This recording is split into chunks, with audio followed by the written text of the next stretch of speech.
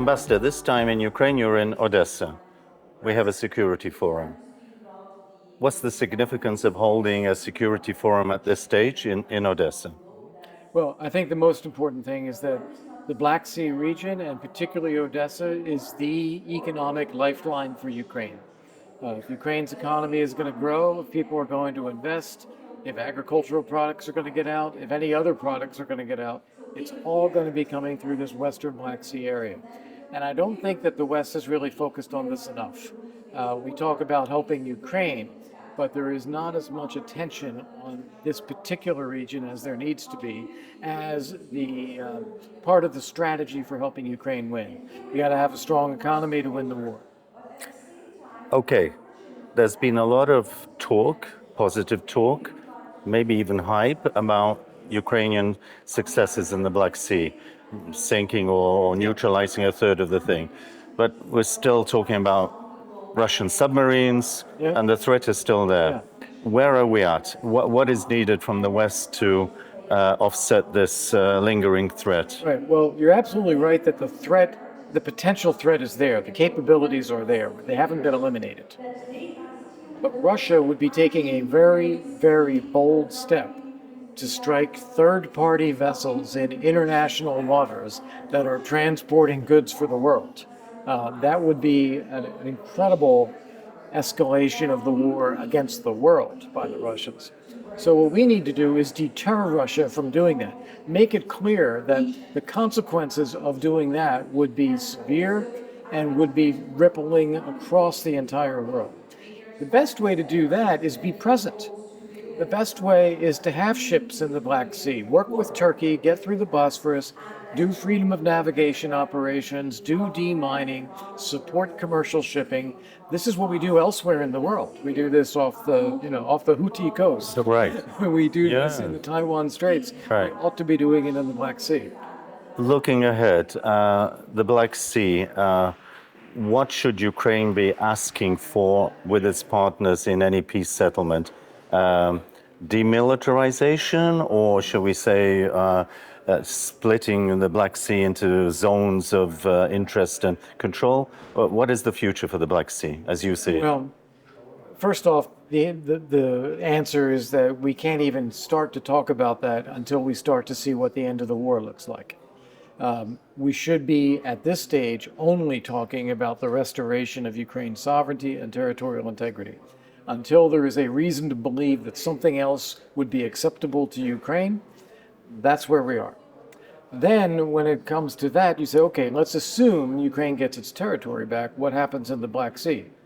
You need the Black Sea to be like any other international waters. Of course, states have a right to operate in international waters, but it needs to be governed by laws, it needs to be governed by security, it needs to be respect for commercial shipping, all of the things that Russia refuses to do now.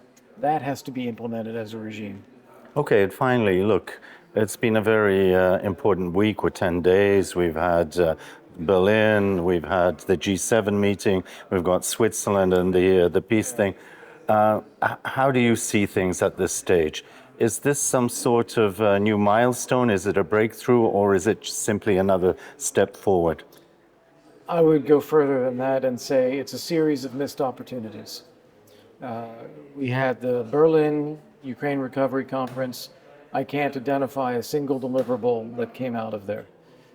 You have goodwill, you have networking, you have maybe a few private partnerships announced, energy working together, but there's no real outcome from that. The best outcome from that would have been create a permanent executive focused on Ukraine reconstruction.